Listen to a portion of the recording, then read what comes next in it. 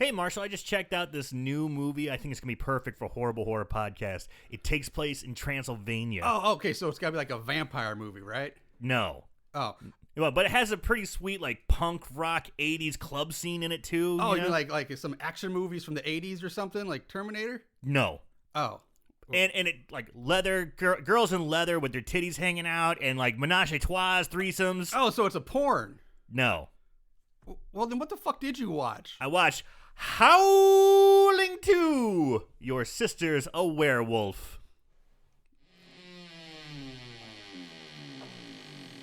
Horror, so bad it's scary. Splitting up is never okay. Plot, who needs it? Don't turn on the lights. Cars don't ever start, but that's alright. Running upstairs instead of out the door. Good acting, what do we need that for? Horrible horror, so bad it's scary. Enjoy the show, but not really.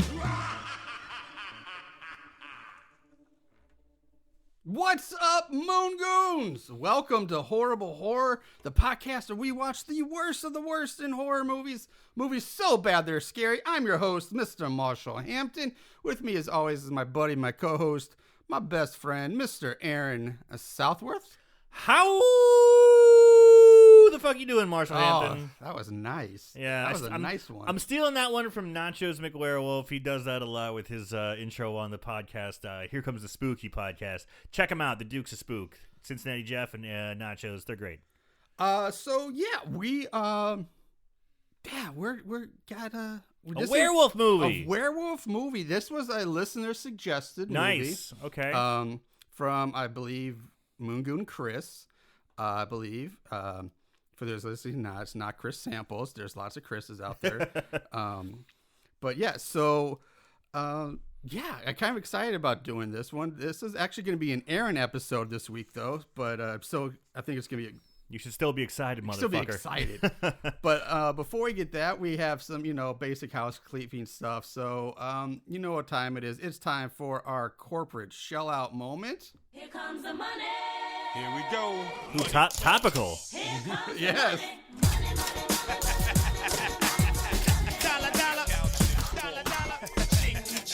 It is topical since you just Topical. got fired. Got fired. Quote unquote fired from the WWE. I believe it is about as much as I believe. I don't know. This one in seems pretty Leprechauns. legit. Well, I think they just sent him home without, just sent him to his room without dinner. He'll be back. He'll be back. He got his hand slapped. He had his hand in the cookie jar too long. Get out of there. No, Dad, go home. That's it. That's all that happened. All right. So That's the way I look at it anyway. we are partnered up with Manscaped. As you guys should know by now.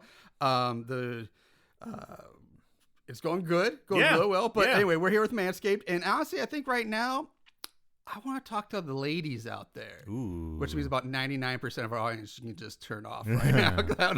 I want to talk to the ladies. We got some lady listeners. We got some ladies. Because, Because, ladies, Valentine's Day is coming up real quick. Yes, it is. So let's, do yourself a favor. Because you're about to put in that extra hand and mouth work. You are. So, and no one wants to be sucking on, hairy stuff and pulling hairs off their tongue. So do yourself a favor. Get your man a Lawnmower 4.0 from Manscaped. And have him shave himself. Clean himself up. Or you could do it for him. That could be a sexy thing. That could be a sexy thing. Because you don't have to worry about as much nicks and cuts with this. Yeah, reduce nicks, reduce cuts. Nice clean shave. Make it a balls. Yeah, make it a couples thing. Get him a nice Lawnmower 4.0 with its porcelain head, non-nick technology blades. He's got it's also got the light on it, so if you want to be really romantic, set the mood, you can dim the lights. It's got a little 4,000 LED flash, light on it. Or if you really want to get in there, really get those get there with the light on it. But yeah, get yourself that.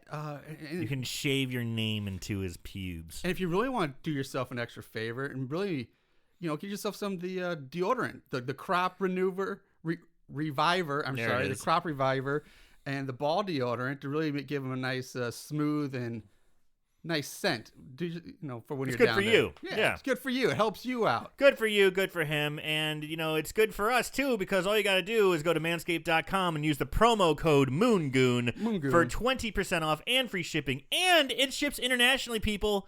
Our listeners over in the UK, Australia, and in Europe, and some random person in Brazil. We love you. Thank you for listening. But they deliver internationally as well. Don't forget our lovely, lovely Canucks. Oh yes, our brothers to the brothers to the north. Brothers, yes, brothers and sisters. Pardon me. Yes, get yourself the Lawnmower 4.0 today from Manscaped.com. All right. There we go. Oh, what am I doing? I forgot my little. Oh, you have to do that, don't you? Yeah. There you go. There. Now you move on. It's like the ending stamp. Yeah, it's the ending stamp. So, first off, this movie is Howling 2. I mean, most people grew up in the 80s know the Howling franchise. It was really kind of the only werewolf franchise that was... Werewolves really don't get a ton of love in the world of horror as much as others, I think. But they're so fucking cool. Yeah. I mean, I love the idea of a werewolf, but like the Wolfman in the Universal days, yeah, sure, that was big, but then I can't think of anything else. I mean, there were a few other big ones. Obviously, Monster Squad had a great werewolf. Then you had... honestly, the 80s was probably some of the...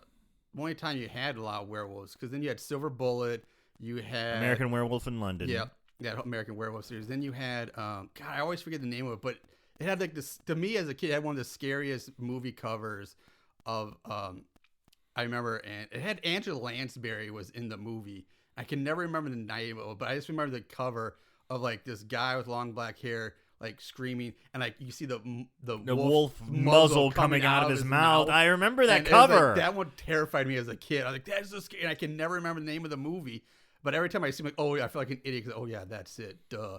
I'm sure people out there right now are shouting it out and like, it's this movie. But I really do feel that. And then I think they kind of went away till Underworld, which is not really horror, but that brought back the werewolf. Action horror. Yeah. Werewolf. Yeah. But thing. Yeah, it's like, because during the 60s and 70s, you still had Dracula and even Frankenstein in some of the Hammer films. Yeah. I mean, these were still like, the pulse was still there, but werewolves were gone for a long time. The 80s brought it back to a certain extent, but the Howling was the werewolf franchise. Yeah. The others were just one and done movies. Yeah, and I will be completely honest, and I'm probably going to get some hate thrown at me. Never seen a Howling movie until boom. I've seen like one of them. I couldn't tell you which one, if it's the first one or not, or it was the third one, but I know I saw at least one of the Howlings. But yeah, it wasn't. I can't say I've seen the whole franchise or know much about it. But I saw this one. So we saw this one now. We've seen this. So Howling 2, Your Sister's a Werewolf, which automatically, that title alone sounds like it should be in like My Best Friend's a Vampire. Yes, the horror comedy spoof movies, not a serious. Once Bitten. Yeah, exactly. Yeah. Repossessed or like that type shit. Mm-hmm. So already just the title alone, like, oh god, this is not. Like they know it's gonna be a goof, But or at least the title implies like it's gonna be a goof, that it's gonna be a goof. But no, they take this one very seriously. Kinda. I don't know if they take it that seriously.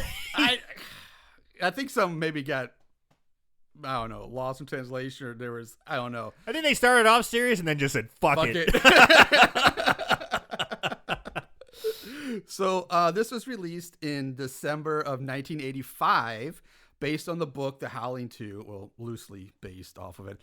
Written by Robert Charnow, who wrote the screenplay, and then Gary Brandner, who wrote the original book, and or the series of books that are based off of. Directed by Felipe Mora.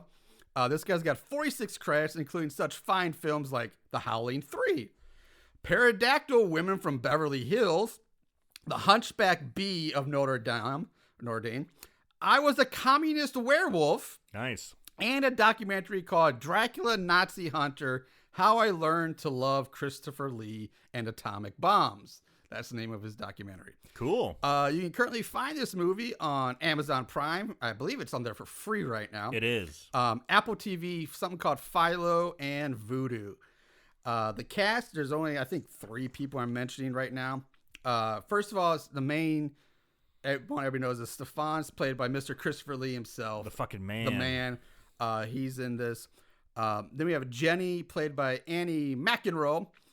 She's got 26 credits, including Wall Street, Born on the 4th of July, The Doors, and Beetlejuice, where she was Jane Butterfield. And also, she is John McEnroe's daughter. Not really, but there was nothing else interesting about her, so I just made that up because why not? And lastly, we have Sturba, played by Sybil Danning. She's got 83 credits, including such fine films as Amazon Women on the Moon, Warrior Queen, Reform Schoolgirls, Young Lady Chatterley 2, Malibu Express, The Panther Squad, Chained Heat, Operation Thunderbolt, and Battle Beyond the Stars. And she was in Rob Zombie's Halloween as Nurse Wynn. She was in and on the cover of Playboy in August 19. I put 1913. That is a big typo. That is not 1913. I don't know why. Probably 1983, probably I'm guessing. Or 87, somewhere, 83 or something. But an August issue of Playboy in the 80s, she was on that. She's basically just a titty movie, B-movie actress. Did a lot of stuff and like that in the 80s. She does it well. Yeah, she does do it well. She is kind of a smoke show. So I don't think there's anything else we really need to go over or talk about. But like I said, this is going to be an Aaron run episode. So Aaron, if you're ready, let's kick this thing off. I didn't write any notes. Oh, shit. I wrote all notes. What are you talking about? I will preface this that so the way I write my notes, the way I've been finding it's easier for me, is I start off with the template. So I went to Wiki Horror and I just copied their plot summary, but I put in my own stuff and just use it for an editing sense. So I'm just using that as full disclosure. So if someone's like, hey, that sounds a lot like Wiki Horror. Yeah, because I use a lot of that information too. So go fuck yourself. I'm giving them credit. All right. And I get to work the soundboard. Oh, Yay. Jesus Christ. Oh, by the way, no, not one. Aaron's eyes just went like, I will murder you glare. Just give us one episode free of that bullshit, okay? All right. So it starts off with some pretty cool imagery of old churches or looks like ancient grounds in a Transylvania type of environment. Just for, the sake of mentioning it, it was filmed in Prague in Czech Republic at the time. Or Czechoslovakia, actually. It was Czechoslovakia at the time. Mm-hmm. But lots of cool imagery. It's neat. It's neat to see like some of the old paintings and like the church bells and stuff. So it's already setting the mood a little bit. But then it cuts to Christopher Lee in space with a skeleton behind him, and he's just talking some cryptic bullshit about. He's reading from the Bible. It's so weird. It's a weird way to start, but Christopher Lee's voice is just so iconic, and like you're hanging on every word. But I'm also like, why is he in space? Yeah, I know, that was so distracting. Like, why is he in space? And why is there an anatomy skeleton, like for a biology class or something? And it's not like behind him; it's also like superimposed behind him. And I'm like, this is really weird looking. Yeah. So right off the bat, I'm like, I don't know if this is going to be serious or not. Yeah, exactly. Like, he's supposed to be reading from the Bible, and it's supposed to be the Book of Revelations, which is kind of funny because it's a nitpick, but the Book of Revelations, everybody should know, is the last book of the Bible. It's the very end. But when he's reading from the Bible, he's got open in the middle. So he's clearly not reading from Revelations. All right, so we start. We get done with old Christopher Lee giving us a sermon. And we cut to the funeral services that are being held for Karen White. Mm-hmm. And apparently Karen White was the heroine in the first Howling movie, which, again, I haven't seen. Yeah, she's from the first one. So this is basically a direct sequel. Yes, and in attendance at her funeral is her brother, Ben, and a friend, and we find out a fellow reporter, Jenny Templeton. Also at the funeral is an elderly man. Yeah, he's hanging on the back. Who's that elderly man? Christopher Lee, motherfuckers. That is Stefan, help me out, Caruso? Yeah, I don't remember. I don't remember his last name. Corsico. That sounds, like Corsico. And he is an occult investigator. What a badass title for your job. I'm an occult investigator. That is so awesome. Anyway, it's Christopher Lee. We get a glimpse of two people who we seem alarmed by Christopher Lee's presence when the service is concluded. And we see Crosco talking with Ben, and Ben's getting upset. Jenny comes over to Ben like, who is that? It's like, I don't know. He's some weirdo. He's telling me things about my sister. Jenny's like, well, I want to talk to him. So she tracks him down. And he tracks him down as Christopher Lee's leaving, and Jenny's like, what did you say to Ben? He goes, that his sister is absolutely doomed in the night. She is a werewolf. He talks like that the whole time. Yeah, he does. It's so great. And she's like, okay, thanks. She is a werewolf. She's damned for life. Thank you. She takes that in such stride. Like, she tells you this person is a werewolf legit, and she doesn't like, what? No, just like, really? Thanks for telling me. Yeah, it's like, okay, thanks. Yeah. It's like, apparently that's like, maybe that's just a common thing in this world that people are werewolves. Like, oh, shit, he's a werewolf. Yeah. Okay, well, thanks for telling me. So Christopher Lee hits the road, and Ben comes up to Jenny, and it's like, what do you say? He said your sister's a werewolf. Bullshit. Way better reaction. Yeah. Much more rational reaction. Yeah. But during this scene, also, there's we see the two people that I talked about before. It's this African American woman. She's and this like older guy with her, and they're both like, oh, it's Corso. He's there, you know, and they're kind of like taking a look at him. So you know right off the bat they're gonna be fucking werewolves. There's no doubt about it. Oh yeah. But anyway, the African American lady, she definitely, I'm just calling her the American girl because later we go to Europe. But the American girl, she's definitely she comes up quite a bit more. But we cut to a club scene, a hardcore cut. Bam! Bam! We cut to a club scene, and it's like a 1980s punk rock, pop punk kind of bar, and it's fucking awesome. The crowds, it was called something Batcave. It was weird, but I liked it. It was like Scrabble or Scrabble, Scraps. I don't know, something Batcave. Yeah, which is weird because in the sign is a giant wolf. So I'm like, okay, whatever. But then why call it a Batcave? That's very confusing. Should it be like the Wolf's Den or something? I don't know. Why have a Batcave? It's not Batman ain't in there, and it's not a vampire. So the band is called Babel, and I love them. They were great. Really? They were fun. Did you get a sound grab of them? Oh, you mean this? Yeah. Which you hear like nonstop throughout this movie from here on out. Get used to this song because you're gonna hear it all the fucking time in this movie. It's not their fault that the guy just used it over and over again. But anyway, I'm digging it. And the crowd's going fucking crazy.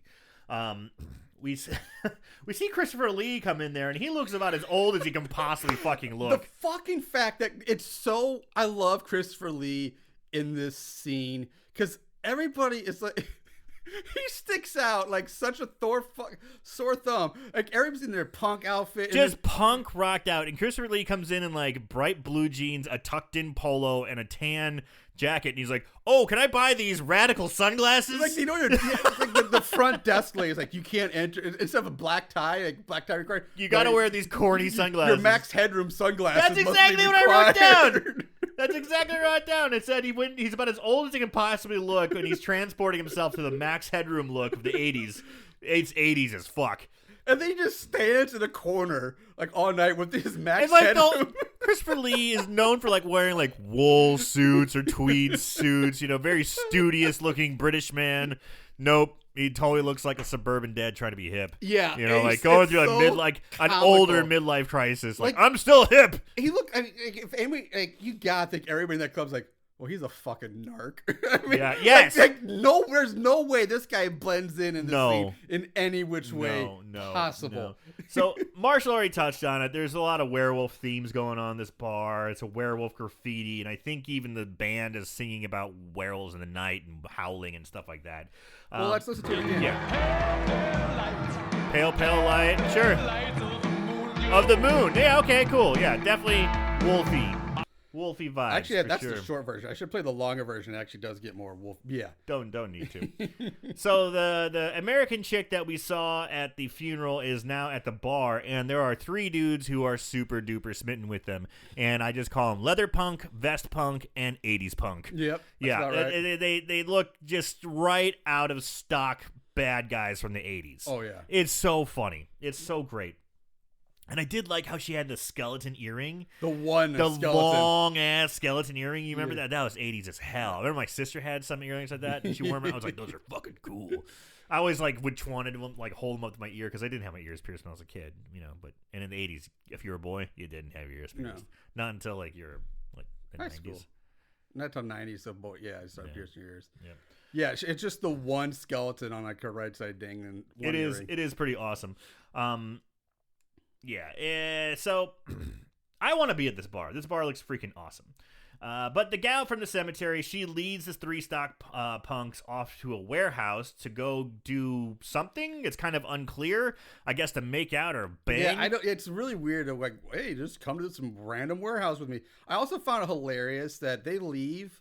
It's nighttime, but they must have driven like a fucking Mexico. That's what I was curious about too, because when they get there, it's now daytime. Like it's not like it's the bar is packed. Yeah. All right. So I'm thinking it's got to be like, you know, at the latest midnight. Yeah. Right.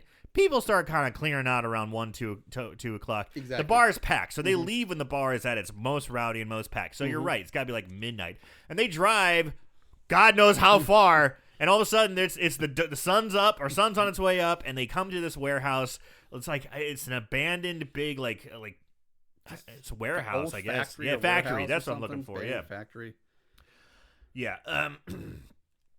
So the American chick starts leading she's like, "Come on, punks, follow me!" And she goes running off. And the 3 punks, and now one of the punks brought a girl with her too. Yeah, there's the girl too, the punk girl, yeah, punkette. The punkette. She brought the punkette, and so the American girl's in there going, "Ow!" She's howling, and you know the other punks are falling behind her, like, "What's going on?" Kind of at a distance, but also howling. And while the African American lady is howling, there's flashes of werewolves here and there, like there's transformations taking place, like she's sending out the wolfen signal. The wolf signal. You know, the wolf signal saying, "Hey, fucking lunch is here." You know, and then people fresh are meat. Fresh meat definitely coming up. She goes wandering off. They kind of see her in the distance, and she's naked as a jaybird. And she's like, "Come on, let's go." And then he walks to the side, and the punk's like, "Fuck yeah." And as they're walking up to go get some, or what they thought they were going to get some, in slow motion, a bottle comes and smashes one of the punks in the side of the head. Punk. It looks good. I like the slow motion effect of it smashing into the side of his head. And he's like, "What the fuck?" And of course, what do they pull out? Switchblades. Switchblade. It's the 80s. Gotta have a switchblade. I also love they're British. They're in LA and it's British. Well, think about the British punk invasion. I get it, but it was like, wait a minute, we're in LA and I didn't know. I actually didn't notice an accent. Oh yeah. Oh, they're British as fuck. Oh, well, I was also. Well, the blonde guy is 100% for sure. Okay. Well, anyway, he's the one who got his face fucked up with a bottle, which is pretty awesome. But leather jacket guy gets a big pipe thrown on him also, and they're both just getting fucked with. That was hilarious because he's like, so.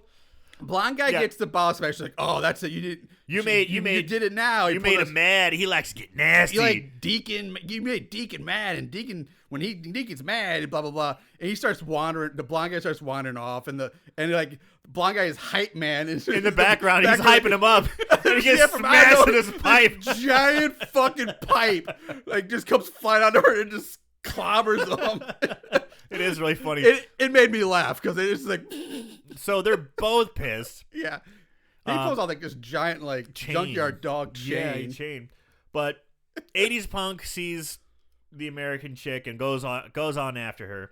And of course, when he goes after her, what happens? She's a werewolf. Oh, no! Just starts eating him and fucking him up. All the other punks gather together and like, holy shit! And they see him somehow bites his hand off. Which goes flying into the into the light where it's seen by everyone. It's kind of twitching around. They're like, "All right, we're getting the fuck out of here."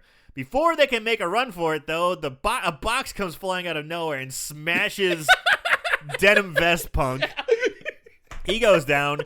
The other two, Wile E. Coyote, man. It's such a giant box too, and I was like, "Shit, that looks good."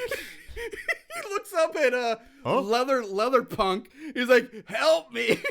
I love like whatever. And then you see denim guy under box just like gets pulled away from underneath the box. I'm like, what the fuck? And this scene, it's just now the rest of it is POV scenes, like point of view cameras chasing the girl, chasing the guy. They get split up. The girl goes upstairs, and we don't really she gets swarmed, but she kind of gets away.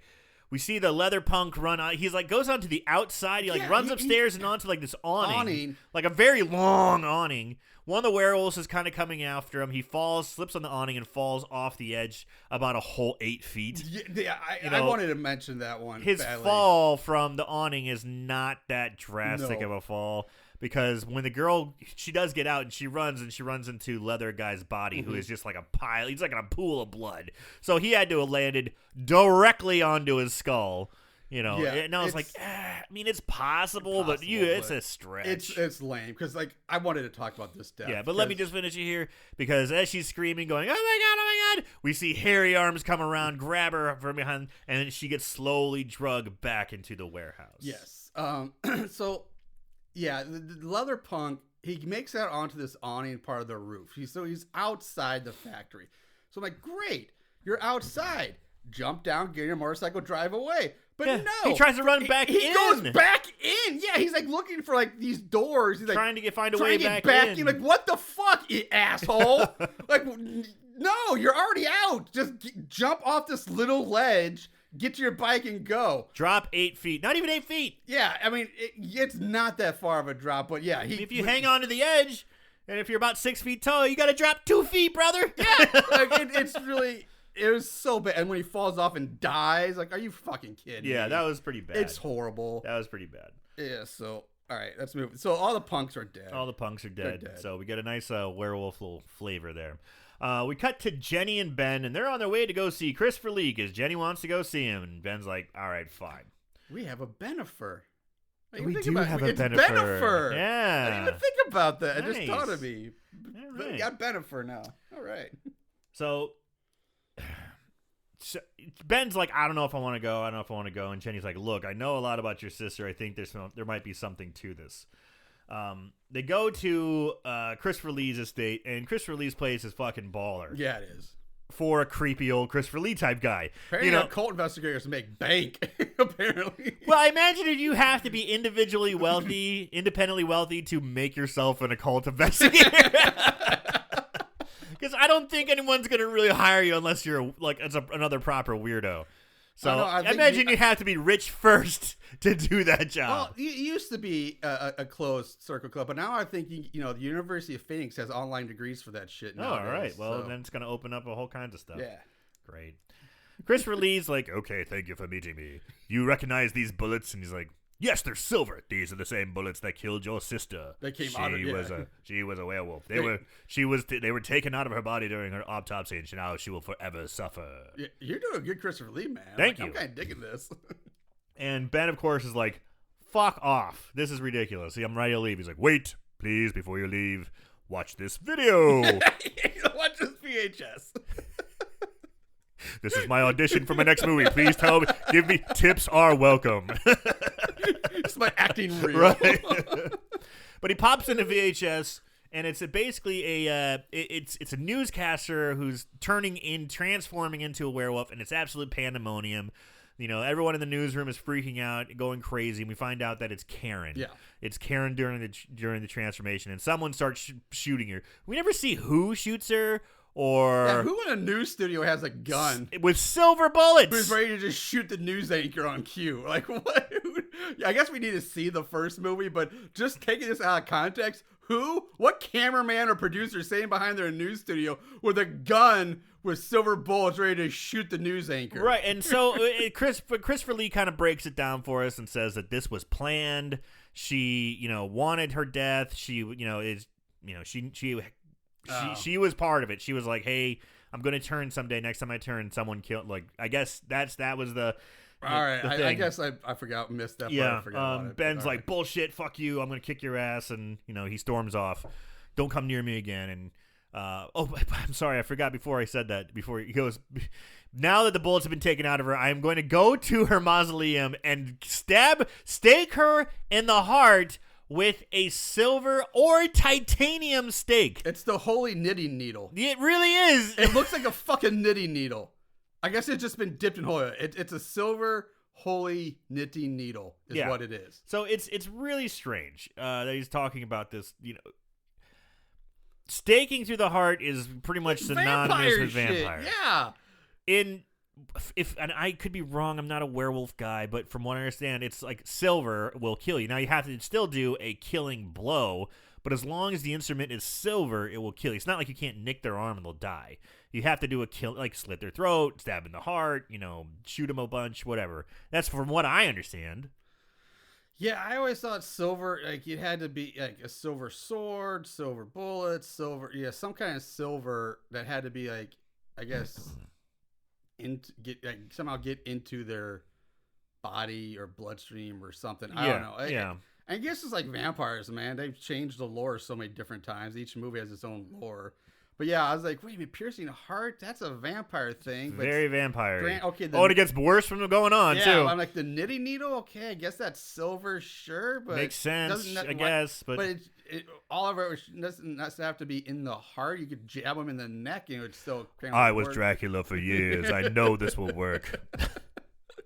Yeah, I don't know. The lore is all messed. It's all over the place. But it's where he starts talking about that these werewolves are descended from an ancient sorceress named Sturba. Yeah, it's still weird. Yeah, it's a weird fucking name. So, and he says one of the only ways to destroy them is with silver or titanium. Yeah, that's where it comes back. But titanium, which again is new to me. I never heard about that one before, but who knows? But Ben goes storming off. Jenny goes following, and he's like, take these silver bullets. You might need them. Who knows? So he gives her some silver bullets to take with her.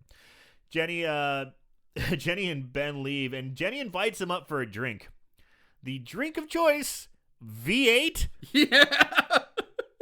Tomato juice? Did she make Bloody Marys? Dude, V8 was It's big. It was big. It was like a health drink. Yeah. And little did you know, it was absolutely loaded with like 2 days worth of sodium in it.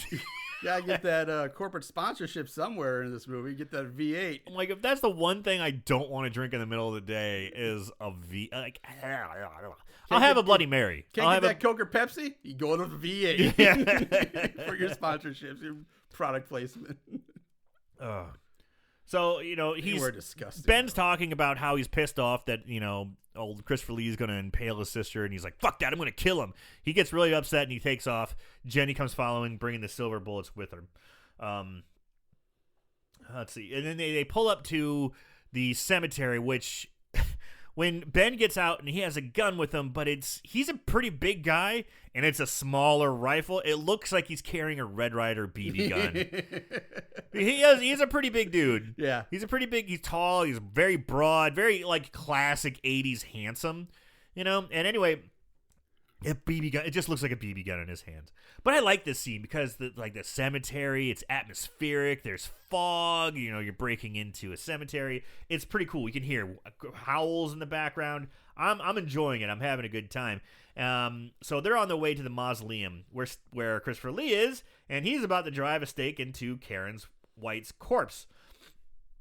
Ben and Jenny are on their way, and as they're making their way there, they start getting jumped in the cemetery on their way to the mausoleum like it's a fucking video game. Yeah. It's like they're just cruising down the trail and like, rah, rah, werewolves are jumping out like bang, bang, bang. Oh, God, look out. It's straight out. It looks like a video game, and I'm like, I'm in. I'm digging it. We get into the mausoleum where Christopher Lee is about to impale the sister. Ben's like, don't do it. He's like, your sister's eternally damned. I have to do this. It's like, get away from me. He's like, fuck you. And before he's about to stab, and all of a sudden she pops up as a werewolf. Yep. This now convinces Ben of like, holy shit. And they don't even kill her. They just put the coffin lid back on her and seal it up. Just leave her.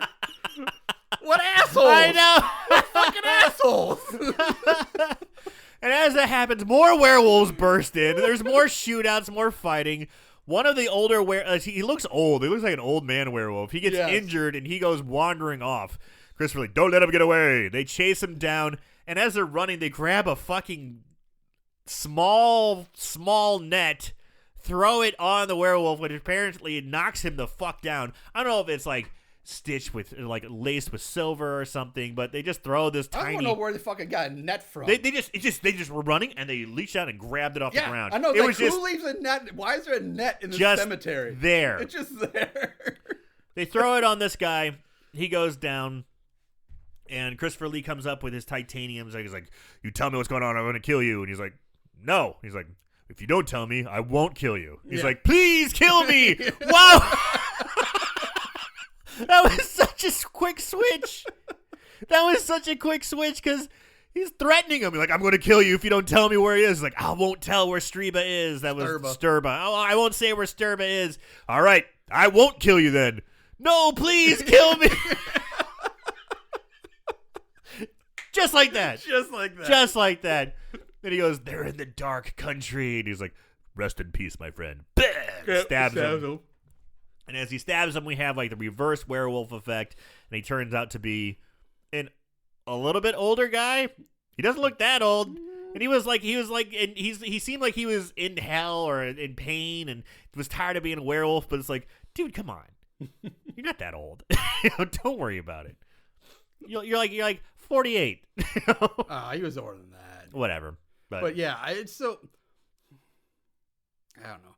We need at some point to talk about the werewolf effects and the makeup. Yeah, because it varies. It's bad. It varies quite a bit.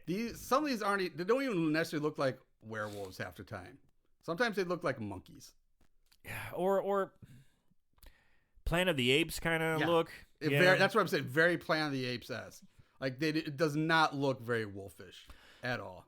I think they do an okay job with some of the scenes later on where it's very dark and it's really easy to with just a little bit of moonlight it's dark, here and you can hide it, but I mean the close up we didn't talk about, but the close up of the black girl in the warehouse when she's supposedly a wolf, it just looked like smeared shit on crusty shit on her face. She looked like she was halfway transforming, but they just stuck with it. Yeah, there's no full wolf. It just looks like her face got bumpy and weird and kind of craggly, and that was about as far as the transformation for that character went. But we see other ones who are like full on werewolf look. Yeah, that's what incredibly disappointing for a werewolf movie. You'd think you'd at least have your werewolf effects on point, or at least better. It's very hit and miss. Yeah. So when he stabs the old guy and they say, hey, what does it mean dark country? He's like, Transylvania. I'm like, what?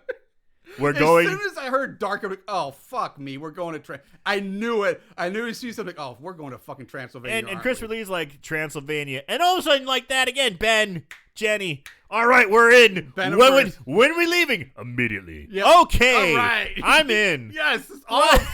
Like, why? Like, I don't get that either. It's like, these two have really nothing, no eggs in this basket. They have it's not no dog in this fight. Yeah, exactly. But they're like, all right, let's go.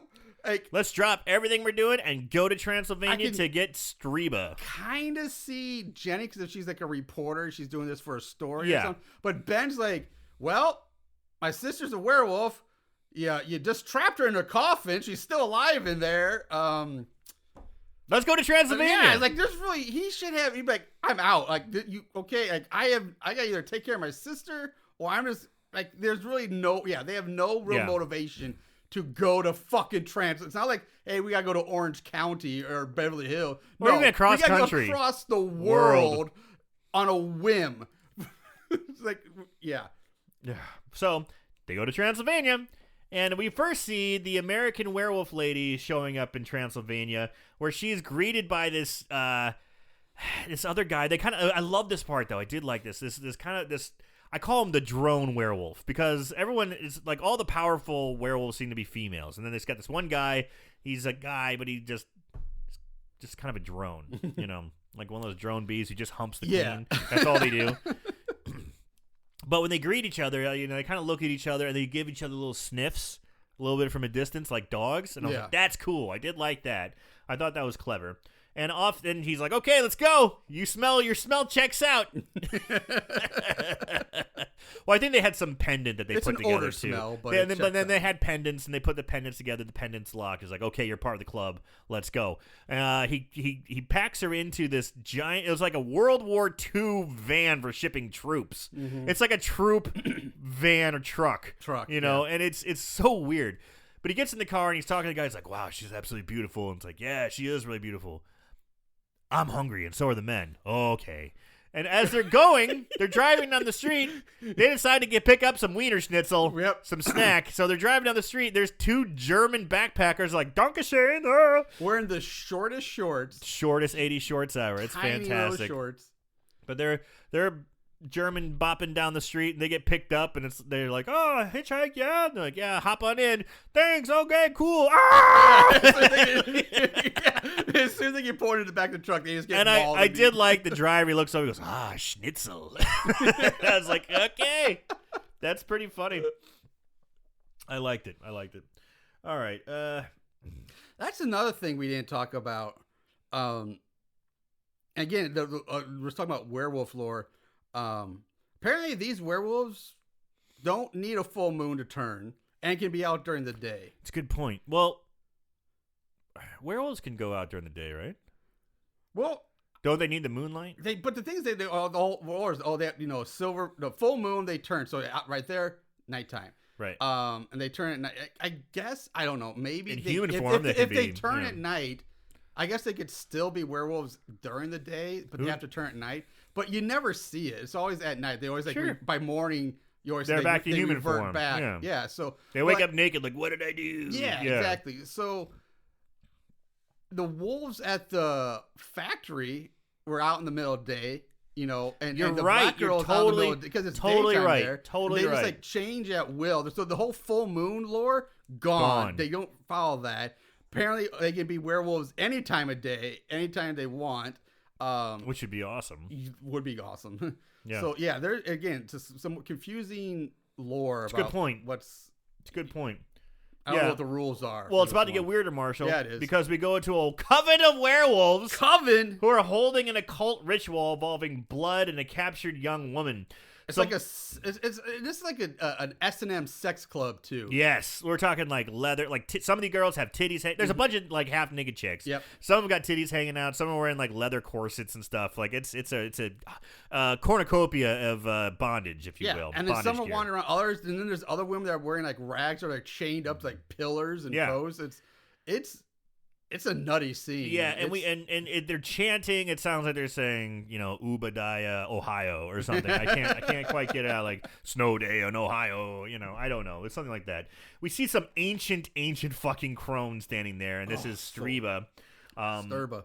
I have Oh yeah, you're right. I do have it spelled Sturba, but I keep saying Streba. All right, Sturba. She steps up to the altar where this young woman is, and then all of a sudden she takes a big old rip of virginity, just plants her lips on top of her, and like sucks out her life. We see some energy flow to the woman's mouth.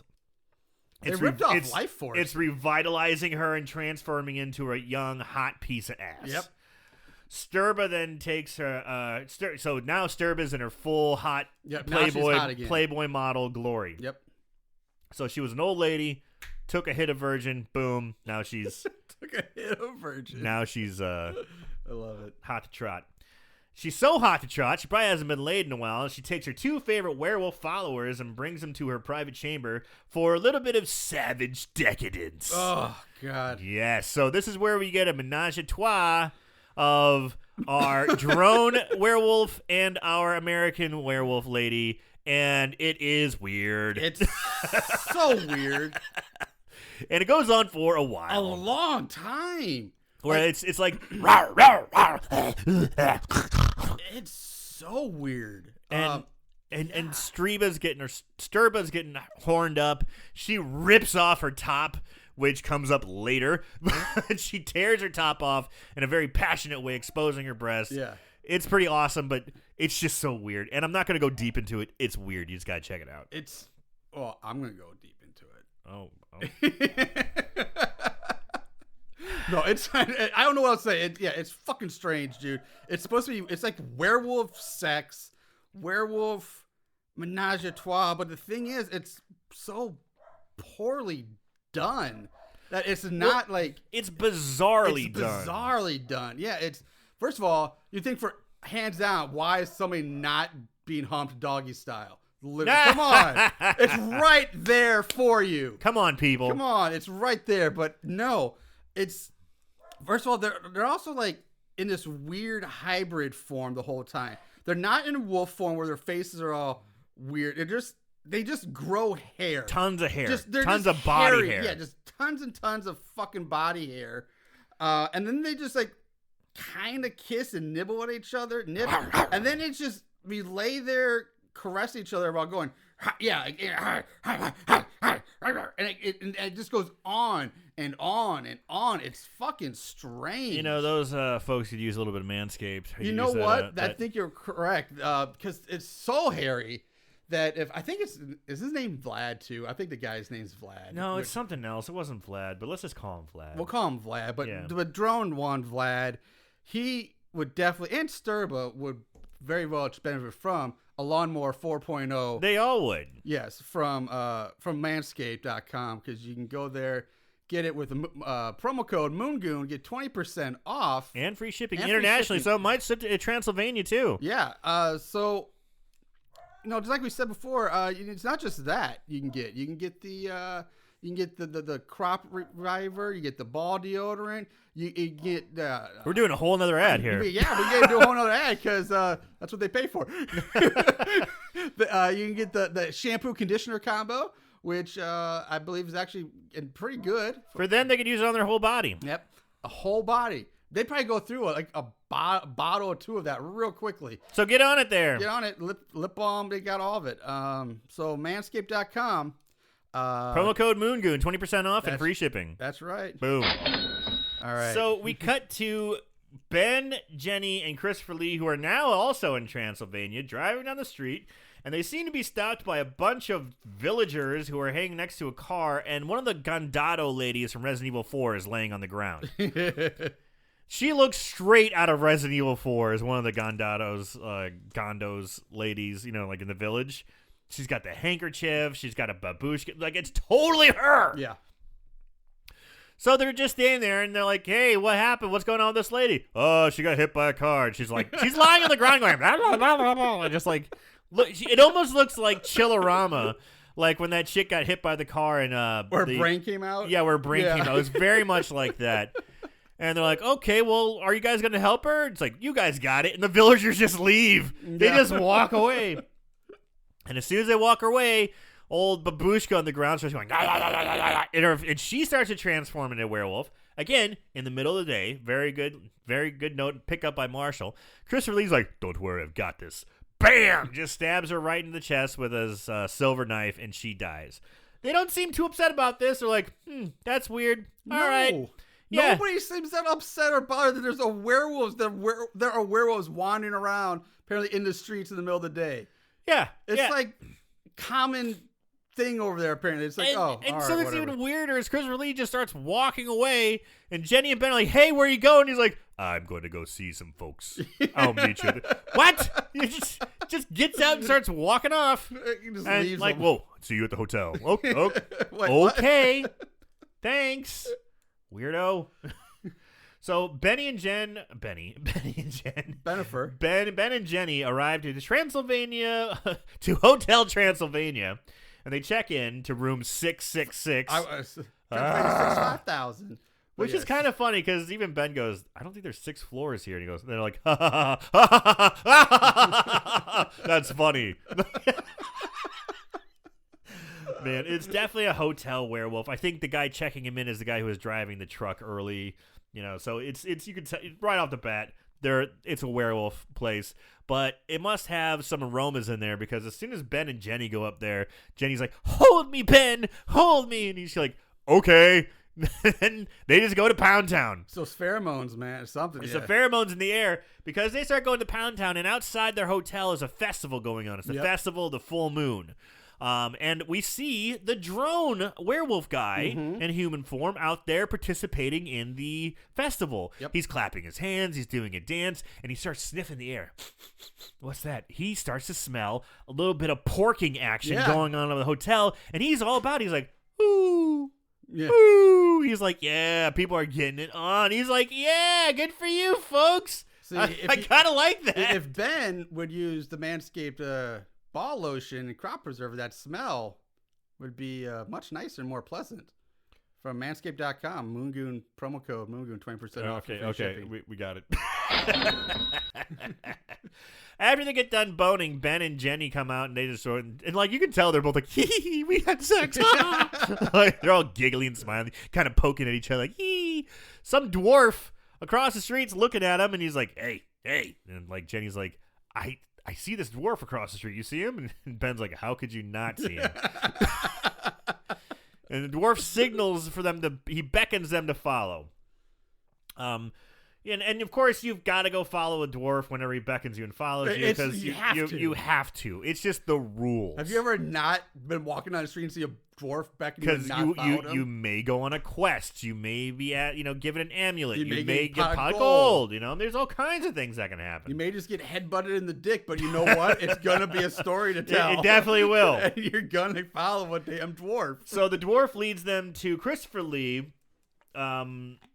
Yeah, and Christopher Lee, apparently he's made some contacts when he went off to go see some. It's like he's like, this is party member number 1, party member number 2, and party member number 3. We got a whole party to hunt down vampires. One's a priest, one's a handyman, one's a, I don't know, poet. We don't know. They're just guys who have had they have beef with the werewolves, like it killed their family members. Yep. So these 3 guys are in the group. So now we have Benny, Jen, Dwarf, Christopher Lee, and 3 dingleberries, who are here to help fight. But I like that because it kind of adds to like a little bit of like more mystique, and it helps. I'm like, oh, there's gonna be more body count. Yeah, good, I was happy about that. Let's see. Okay, Marshall, I need your help here. Yeah. What? Yeah. Okay. All right. Never mind. Quality programming at its best. Yes, it is. So he assigns the men to look after Jenny and Ben, and basically saying, hey, we need to lay low, don't make any scenes, and I gotta have patience. We're gonna kind of stalk the area, kind of see what's going on. And Ben's like, I don't have any patience. It's like, well, no shit, because during the festival of the full moon, Ben decides, hey, I think I'm gonna go and try and find the killer myself. He takes the dwarf with him, and they're like, hey, we're gonna go fuck him up. Leaves Christopher Lee, leaves the group, leaves Jenny, like leaves them all. Like, we're gonna go on our own. We're gonna go fight Streba or Sturba on our own. I keep saying Streba. Doesn't want to wait for Stefan. He leaves Jenny with the bodyguard. He takes off with a Romanian dwarf. He's Romanian. His name is Vasil. Lucille. Yeah. Vasil. Vasily, yeah. Or something like that. Vasil. Yeah. Mm-hmm. That's right. So Vasil and Ben make their way to Sturba's castle. Vasil gives Ben some special wax to put in his ears and protect him against Sturba's hypnotic spells. Is it wax? Because they look like teeth. So they're chunks of wax from a particular candle. Apparently that comes up later.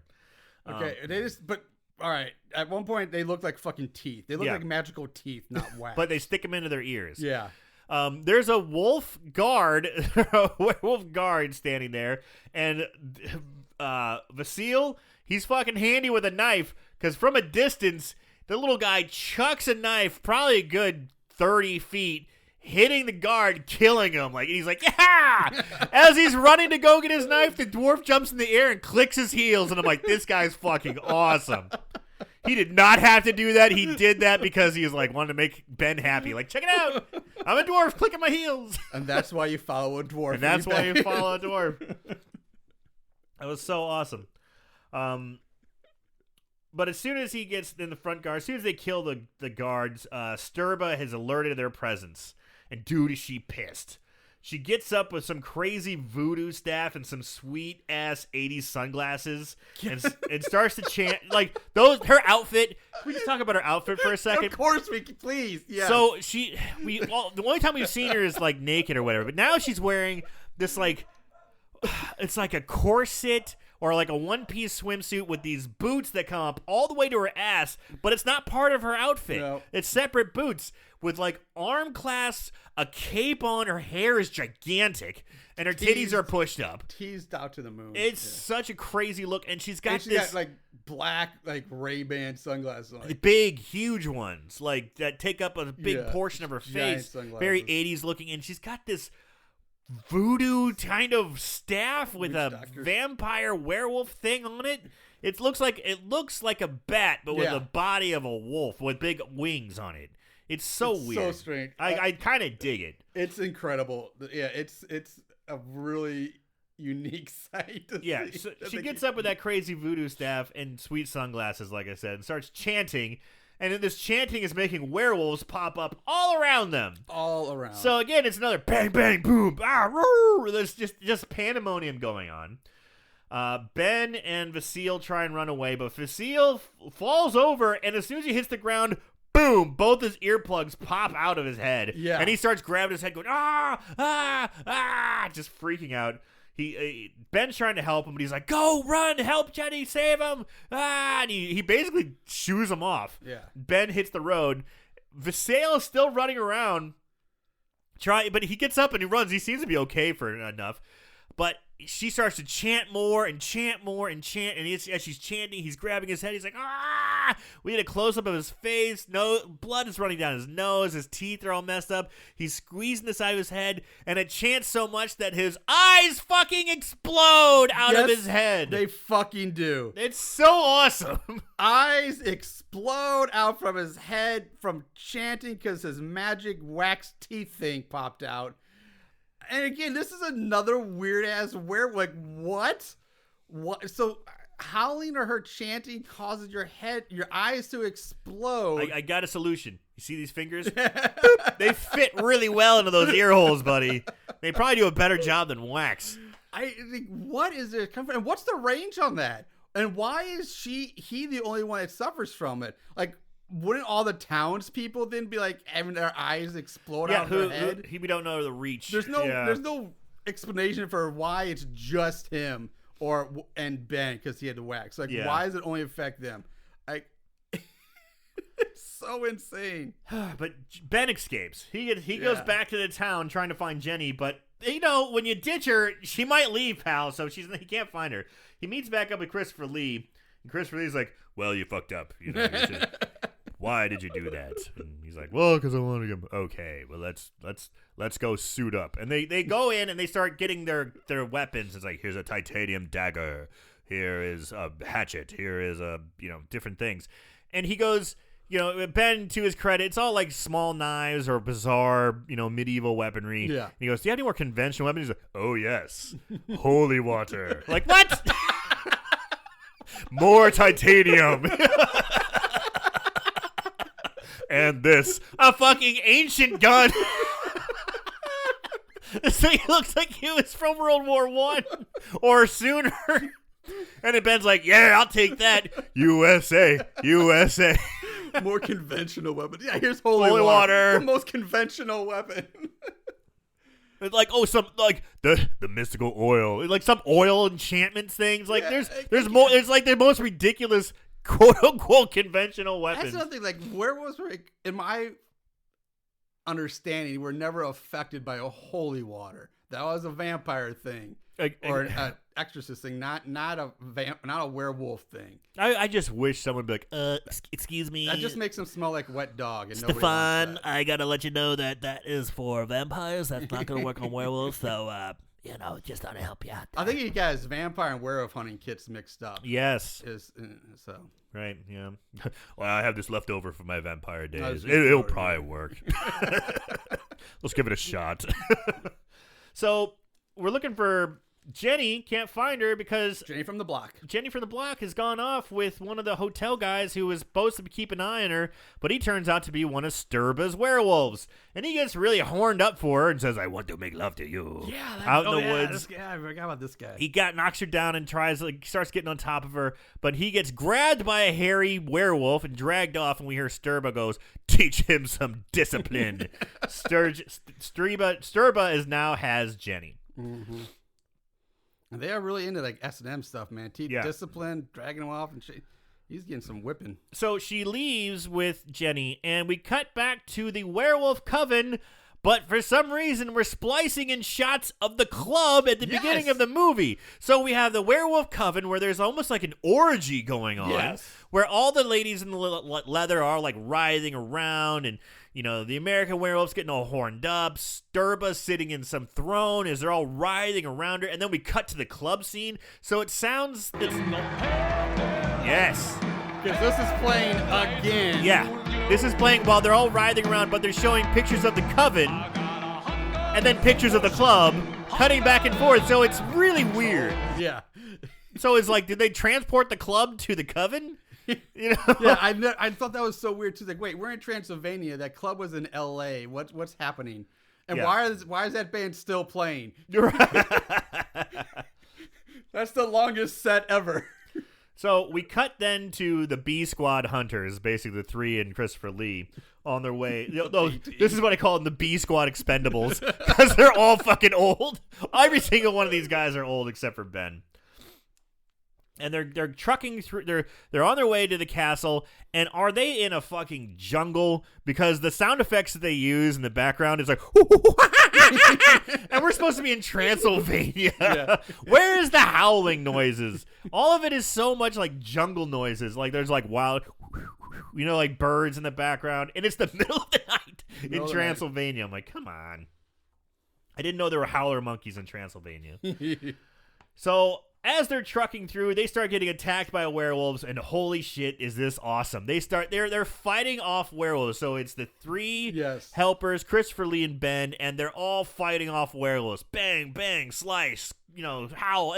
It's madness. It's going on so much, and it's awesome. It's pretty cool. Again, they show like close-ups of their throat getting slit. There's so many. Where are all these werewolves coming from? There's so many. So many. We don't know who they are, what they're. No, yeah. I just keep. I was like, okay, I get. Okay, you have a cult of werewolves, but it would make more sense to like, okay, a cult. There's so many of them having an orgy right now. Yeah, it's like there's. It's not like they're alerted. Like, hey, stop fucking and get to killing. This is more than a cult now. This is like a whole town, of werewolves. They're everywhere, and they kind of made it to look like these supposed to be werewolves, big, scary. Oh, they're gonna kill. No, these werewolves get handled pretty easily. Pretty fucking easily. Like they're not scary. And like I said, most of them look like apes, and like Planet of the Apes when they're running around. They don't look werewolfish, and they just getting destroyed. Like these old guys, the old farts are taking out like a horde of werewolves easily. And it's pretty cool. But one of them does bite the dust. One of them does get killed. Yeah. And as they kick ass, and it's funny because the werewolves go away, but then they come back one more time, like a second charge, and again it fails. So the group keeps going towards the castle, and as they go, one werewolf pops up out of a ditch, grabs one of the guys, and pulls him down. And Christopher Lee, instead of saying, "Hey, let's try and save him, and let's shoot the werewolf off of him or get him off there," he's like, "No!" Takes out, I don't know, the holy hand grenade, throws it down, and they all run away. Boom! Just explodes. To take out one werewolf and your buddy. Huh? Yeah. Like, we just saw you guys dispatch like 20 werewolves. No problem. One guy got lost. One guy gets grabbed. They're like, oh no, we can't save him. And they throw the hand grenade. Boom! Blows them up. It would have made more sense if they would have done like a bunch of a big dog pile werewolves on one guy. Then but it was like that poor asshole. Chris Rose like, I didn't get to use this earlier. I don't know if I'll get another chance. Boom! I've been waiting years to use this. Oh God! This is for eat my tapioca pudding at bingo. It's so crazy, and then it just gets weirder, guys, because we cut back. We see Jenny in the coven. She's strung up for some reason. Now she's covered with blood. But she's not bleeding. Nope. She's just got blood all over her. So I don't know if there was a missing scene or anything like that. The drone wolf earlier said, we're going to make you one of ours. Mm-hmm. But now we see him going to the hallway, and he's having a fucking conniption fit. He's just freaking out. He's like, ah, ah, ah. He's like partly transformed, and he can't keep it in his pants. No, he can't. He can't keep his wolf transformation in his pants. And the American werewolf girl's like, dude, calm down. You got to get yourself together. She doesn't have very many lines. This is it. She's just like, get your shit together, man. We got people coming here. Stop freaking out. He's like, ah, ah. He just looks like your drunk asshole friend being too crazy at the bar, and you're trying to calm him down. Get your shit together, and like, do what I want. Look, titties. You know, like, you've been there. Yeah. I've been there. So we've all been in that situation. But yeah, it's like trying to corral your drunk ass werewolf friend. It's pretty funny. Yeah. So Christopher Lee says that he has to make the rest of the journey on his own. Ben is like, yeah, okay, well, I'm going to go find Jenny. You take on Sturba. We're good. So the old man priest, that's the only one left out of the 3 early ones, and Christopher Lee go off into the castle and try and find Sturba.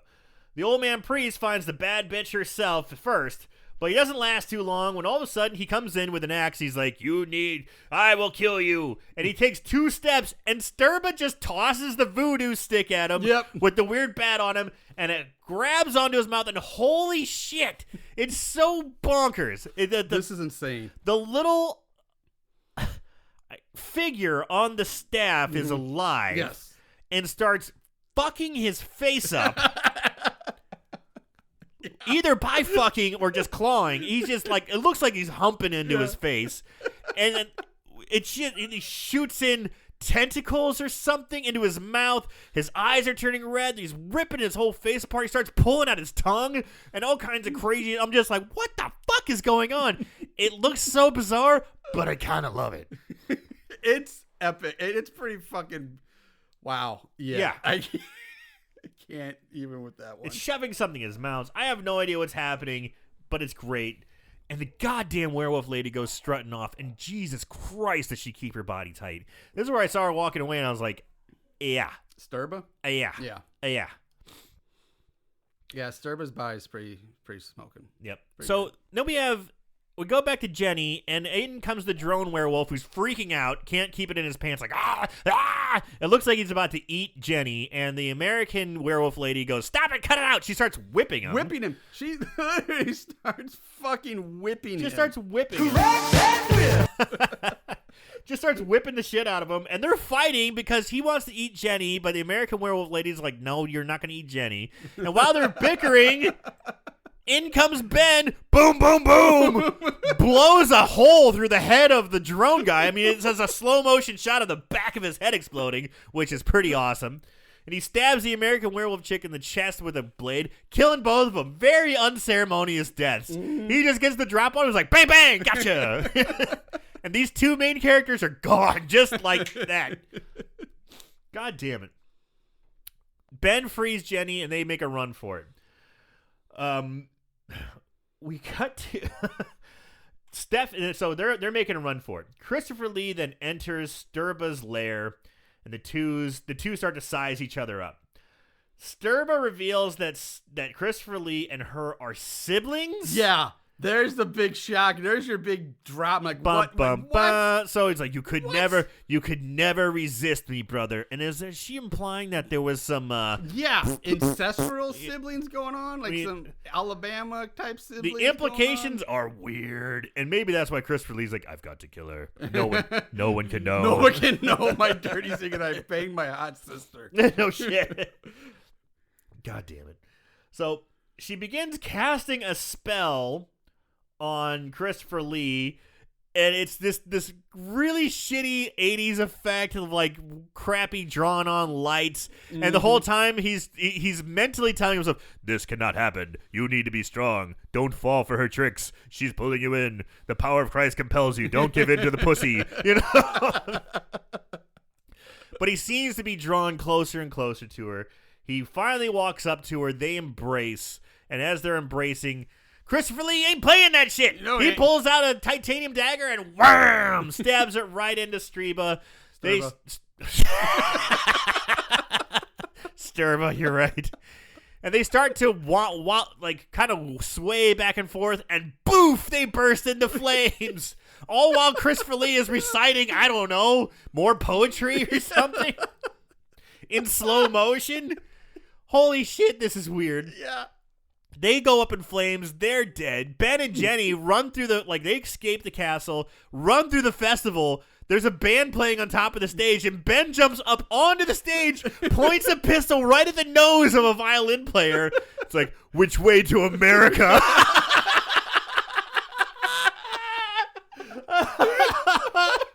What an asshole. Anybody in the crowd, that's some such simple thing. Hey man, which way to the airport? Right. America. Nope. He has to actually fucking jump on stage. Right on stage in front of everyone, gun right against the nose of the guy. And I do love the guy's reaction. He just doesn't say a word, just with the bow of his violin starts like pointing behind him, like, get the fuck out of here. Bunch of assholes ruined the party. Fucking Americans. Fucking American assholes. And I'm thinking of that scene in Kickboxer. It was like, you lose, American asshole. We see a plane take off, and we assume that's Ben and Jenny. So we cut to the scene where Jenny and Ben are acting like idiots in their house, and they're handing out Halloween candy, and they're like, she's jumping on his back, and they're goofing, and it's like, they're really like showing how happy and silly they are. Yeah. It's a little extreme. They're handing out trick-or-treat. There's a trick-or-treater at the door, and it's dressed like a wolf, but it's a really good-looking wolf costume for a kid. Mm-hmm. And they're both like, oh, shit. You know, they give the kid candy. The kid's like, thanks. Oh, and then walks away. And Jenny's like, you know what? I got to check. I think it's the kid of the guy who just moved in next door. Let's go double check. Yeah. They knock on this guy's door, and it's this weird little, like, German or priest. And he's like, how you doing? Welcome, neighbors. It's like, hey, yeah, we just want to say hi. You know, your kid came by. Kid? Child? I don't have a son. I am a bachelor. I don't know what you're talking about. That's exactly what he's talking about. No, that's pretty spot on. And they're like, okay, will you come in? No. Maybe later. I hope so. I hope so. As he backs away. What the fuck? It's so creepy and weird. Yeah. And then like we like freeze frame on Jenny's face as that music hits from the LA club pops back up. Yep, let's get that going. Here's the full version of it. That music pops back up. Turn that down a little bit as I talk over it. Because that comes up, and while that's happening, we kind of have a recap of the whole movie. They start showing images of what happened, everything that's going on, and the thing that's the most cool and captivating is while this is going on, every couple of seconds we hear whoosh, and it's Sturba. This is the clip. You can hear her ripping her shirt off. I mean, there it goes. There it is. There it is again. And it's her. They just show her ripping her top off when she was about to do the orgy. And whenever she rips her top off, they pop to a different character doing like a reaction in the movie. Mm-hmm. So it's almost like they're reacting to her titties coming out. And it's so awesome. It's so cool. And it goes on and on and on. Best ending to a movie ever. And that is Howling to Your Sister's a Werewolf. That's it. So awesome. All right. I'm going to let this play. No, let's not. Let's wrap it up. All right. Well, one thing we forgot to mention, we didn't talk about, and I can't believe we skipped over it, is somehow, Sturba uses her magic to bring back Vasily as like a minion dressed as like a jester or something like that. Because he gets caught and I saw my dog's barking upstairs, but he's like got no eyes now, but he's been like made into like her minion or something. I don't remember that at all, and I saw this movie twice. Yeah, I saw it twice. But I know that happened somewhere. I'm pretty sure it was this movie. Like, it must have happened really quick because I mean, I totally missed it. Yeah, totally missed it. Yeah, I think it was happening with Jenny. I don't know, but somehow the silly guy gets brought back as a weird, evil. I don't know. It's fucking strange. Fuck it. I don't remember enough of it to really, but I know it happened somewhere. All right, so that's the movie. All right, let's move on to favorite kill. Don't act like you didn't love it. Favorite kill. All right, so I don't know where I'm going with this week. I don't know. There are some pretty good kills. There are some good kills in this movie, but I think it's obvious for me. It's got to be the dwarf with his eyes exploding. Yeah. That is such a crazy, weird scene. I love it. He's just freaking out. Sturba's doing her weird chant with her crazy outfit. He's freaking out. His face, like they have the close up of his face, and it looks like it's compressed. It looks like it's crushing. There's blood coming out of it, and all of a sudden, bam! His eyeballs fucking explode. It's so awesome. That's my favorite kill. Yeah, I think I'm probably right there with you. I think that's where I'm going this week too, as well as the exploding eyeballs out of your head thing. So I'm going to agree with you on this week. So we're gonna. Honorable mention is the weird voodoo stick death. Yeah, thing. That's a crazy weird one too. All right, so let's move on then. This brings us to odds and ends. Just when you thought it was over, here comes the odds and ends. All right, ratings. IMDb gives it a 3.7 out of 10. Rotten Tomatoes has a 31% on the thermometer with a 14% audience score. Wow, that's low. But But Amazon, 4 out of 5. Jesus Christ. Plot keywords. I did write some down this week for this one. So, bestiality, kinda. titillation, Yeah. orgy. Yeah. So, based on those previous two, this last one could go either way. Exploding head. Trivia. There's actually a lot of trivia I found for this. So apparently the name of the Wiccan pagan witchcraft chant that they do is Iko Azarak, which is also known as the witch's chant and the Iko chant. Apparently, it's a real thing. This film was released 6 years after the source novel by Gary Brandner, upon which it's only very loosely based on. It had been first in 1979. It's basically, this movie has almost nothing to do with the actual book, but does introduce the Eastern European customs of Romania into the werewolf mythology of the book. Cool. The Bible passage that Christopher Lee reads is the prologue in verses 2 through 5 of chapter 17 in Book of Revelations, just for you. Okay, so basically, supporting this movie was inspired by new wave eroticism, according to director Felipe Mora. Quotes, shooting the then controlled Soviet-controlled Prague and Czechoslovakia offered difficulties. Director Felipe Mora's government-assigned assistant director knew nothing of filmmaking. Mora had to literally import trash from America to clutter the clean communist streets. Interesting. When a local casting call went out looking for punks, 1,000 individuals arrived, resulting in the local authorities calling in both the police and military. Mora was advised by an army colonel, you can finish shooting the scene, but they will have to leave in groups of no more than 3. Weird. Yeah. In the original cut by director Felipe Mora, the ending credits had Sybil Danning. Okay, here we go. The original credits had her stripping out her dress 5 times. While Mora was making Death of a Soldier in 1986, he got a call from the producer who was in awe of the shot of Sybil stripping and requested they could change this from 5 to 17 during the ending credits. They do. Mora replied, well, if you're crazy enough to do it, go ahead. And they fucking did. I love it. Because she literally rips off her top 17 times in the credits. It's so awesome. If there's anything you're going to do with this movie, watch the ending. Because it's basically a recap of the whole movie with titties exposed 17 times. Yep. Director Felipe Mora stated that the image of Sybil Danning wearing the sunglasses as Sturba was so iconic in this movie that this started the trend in the 1980s horror movies where sunglasses became common. And they're taking credit for this for most notably the Lost Boys, which I think is a stretch. I think so too. I think it's just the 80s, dude. Yeah, I think it's just the 80s. Babel, we already talked about Babel. We'll move on. That's the punk band.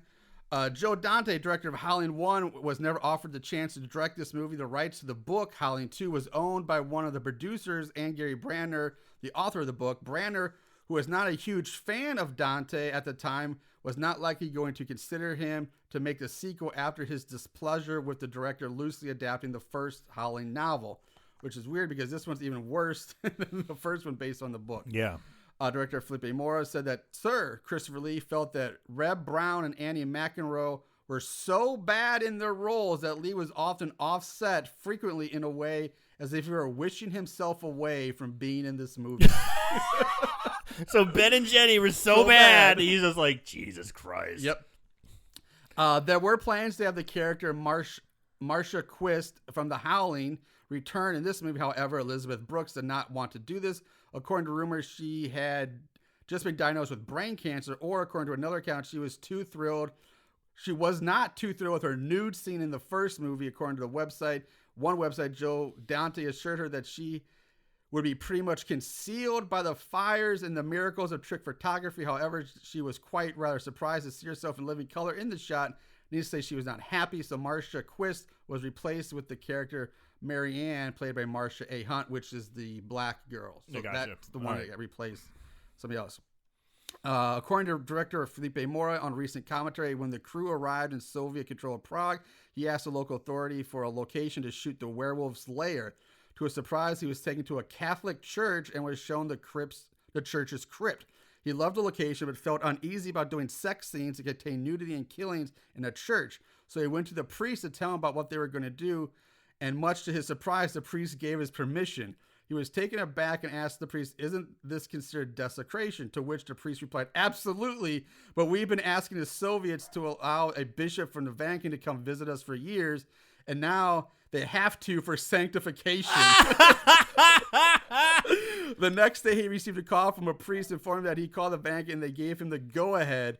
Felipe Mora also said that the Soviets were impressed with him for not caring about shooting in a religious building, as they disliked the church and would do anything to annoy the Vatican. That's hilarious. That is hilarious. Love it. Sybil Danning was tired of having to go topless or nude so often in movies and wanted to remain clothed for this one. Producers disagreed, but in the end, a compromise was reached where Danning would do a single topless shot. She was very angry on watching the finished film to see the ending credits featured it 17 times. How could you be upset with that? It was so awesome. The reason behind Sybil Danning wearing those sunglasses was because she arrived on set one day and said she was not sure what to do because she had conjunctivitis. So director Felipe Mora said, "Here, wear these sunglasses." The bitch had pink eye. She protested because the scene was indoors, and Felipe told her, "Sybil, you're the queen of the werewolves. You can wear whatever you damned well like." Yes. When the werewolf suits... Oh, here, this is where we talk about... This explains why they're so fucking bad.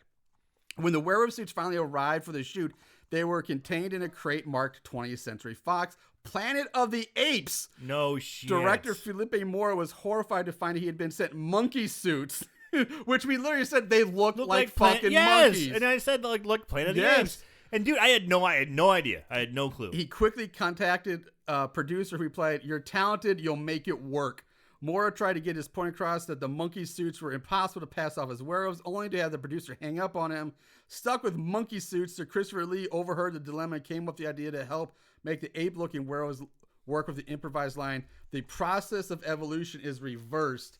Director Felipe Mora loved the idea and said this movie became noted by one critic for being the only werewolf movie not to have the phrase, or is the only werewolf movie that has the phrase man, monkey, wolf as evolution or something.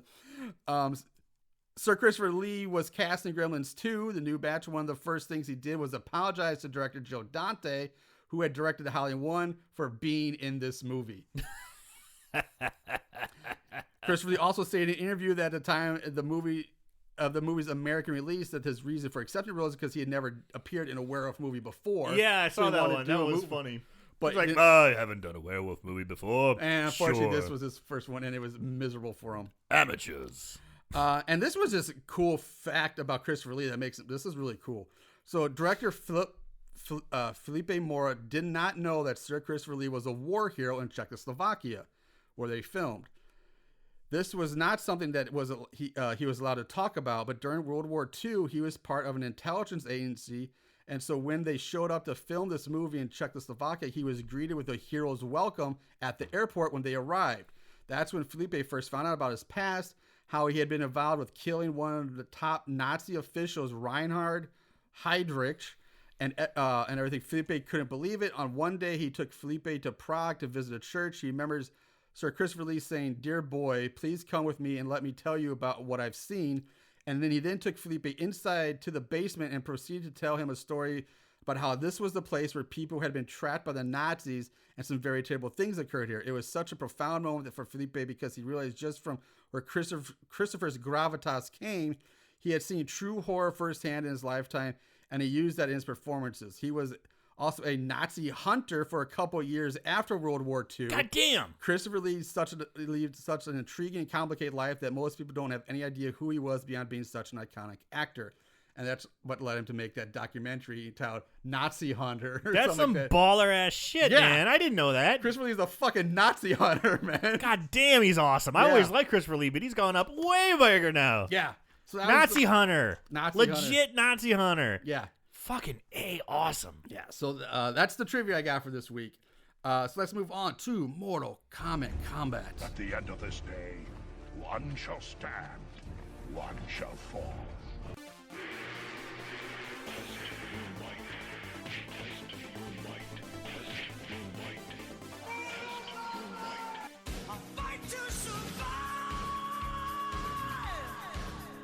Good versus bad. Right versus wrong. Light versus dark. In the end, when the dust settles, who will be left standing after Mortal Kombat Combat? All right. So 317 total reviews on Amazon. 68% are 5-star, with only 11% being 1-star. It's kind of surprised by that big of a gap, to be honest. From Electro Addict, starting with 5 stars. Howling 2, your sister is a witch and a vampire. This is my favorite of the Howling movies. It's so cheesy and ridiculous. It's awesome. Christopher Lee and Reb Brown team up to fight werewolves with garlic, sacred earplugs, and holy water. There are a lot of fun special effects here, as well as ample amounts of gore and nudity. I think Howling 2 might also break the record for the most full moon shots in a single film. I see the moon over a dozen times at least. It's dumb. Sybil Danning is great in this flick. As an oversexed werewolf priestess, she somehow maintained her sexiness even when the effects department glued a bunch of werewolf fur to her chest. The soundtrack is also great. The one song that gets played over and over and over again is very catchy and very 80s, 5 stars all around. From Cynical Misanthropy. Greatest terrible movie ever. The original Howling is still one of my all-time favorite werewolf movies ever. I remember back in the 80s seeing this at the video store and couldn't wait. Well, it's marvelous in total opposite way. Even the mighty Christopher Lee was said to feel terrible, uncomfortable with the acting. Props are terrible, costumes are terrible, acting is terrible, but in a Troll 2 way. It's incredibly enjoyable. The greatest talent other than Mr. Lee is the house band and the song title, which they play over and over and over. Sybil Danning adds a couple of Golden Globes to the final mix too. Overall, a hilariously terrible movie, 5 stars. From JD, it succeeds at failing in a way that films like Sharknado could only dream of doing. Also, some of the practical effects aren't bad, 5 stars. Lux La Femme. You want horrible plot? This movie's got it. You want hilarious sex scenes? This movie's got it. You want Christopher Lee being so serious as to not laugh his butt off? This movie's got it. So, ladies and gentlemen, grab your favorite guy or girl, pop some popcorn, try All Natural. It's better for you. And get ready for some of the most camp one movie is allowed. 5 stars. Last 2 from Martinez. I love this movie. It's a really good movie. I watched it a whole lot. Just a good, scary movie. 5 stars. Okay. Patrick McRae. I don't need Josh Whedon, thank you. Not with Howling 2 on the scene. In every sense, a gem. We need more films like it. 5 stars. Did Joss Whedon do a werewolf movie? I don't know. He did Buffy. I think that's we don't need Buffy the okay. vampires. Yeah, I think he's doing that. From 1-star reviews, now other side of the coin. From Hot Buttered Soul. Oh, the horror. Watching a Farrah Fawcett look like wannabe running in the woods in slow motion. This is so bad it was hilarious. Oh, well, I guess I'll continue with the others. Howling 6 was just as bad. One question for you, Amazon Prime. Why do you have this ridiculous Howling series without the only decent one? The original movie. 1 star. From Ani. I just don't understand why they did this. Why? This movie is terrible. Absolutely ridiculous. The Howling original was really good back in the day. Why couldn't they leave well enough alone? If you've never watched this movie, please don't bother. You are not missing anything. Believe me, 2 thumbs way down. 1 star. Jesse, awful. This is nothing but a Satanist wet dream. Hey man, Okay. it was endorsed by the church. Okay, they asked permission. The Catholic Church said, "Go for it." Go for it. So fuck you. From Luffy, this movie is an example of when you have an awesome first film, but for some reason you decide to go cheap in the sequel, and it sucks. There's not one redeeming quality of this pile of crap. Character motivations don't make sense. The acting is atrocious. The werewolves are cheap looking and laughable. The music sucks. Rock and roll is not scary, you morons. Why? Why in the world did an actor of Christopher Lee's caliber agree to this movie 1 star? Because he needed a werewolf movie in his resume. Yeah. And lastly, CJ's Pirate. And this is a title review is sometimes it's best to leave well enough alone. You know when Christopher Lee apologizes to a director about being in a movie, the movie carries some serious bad juju. Howling 2 is the epitome of a crappy movie from beginning to end. From the corniest special effect holdovers from an American Werewolf in London to the stupid Buck Rogers-like woman's outfit to the really crappy dialogue, this movie offers the indiscriminate viewer a glimpse into dumbness. Oh, and let's not forget the overabundance dwarfs, not the cute Snow White ones, nor down-the-earth The Hobbit ones, pun included, and no additional charge. Howling 2 is a steep step into weird, not just step, but a full frontal face plant. Unless you're dying to see gratuitous TNA or Peter Lee screaming in a role, watch Howling 1 and quit while you're ahead. 1 star. Now, here's what I found funny. The very next review on Amazon underneath this one is also by CJ's Pirate, titled, "The best part of this movie happens 5 minutes after you turn it off," but it's the exact same review. Huh. So he put 2 reviews down, but changed the title of the reviews, but copy and pasted the actual review. So he really wanted to get it out there. And lastly, from JT Snow, insanely stupid and essentially a 90-minute music video for Stephen Parsons and Babel. 1 star. So there's what people had to say about it. Aaron, I'm surprised. I think I know where you're going with this, but let's.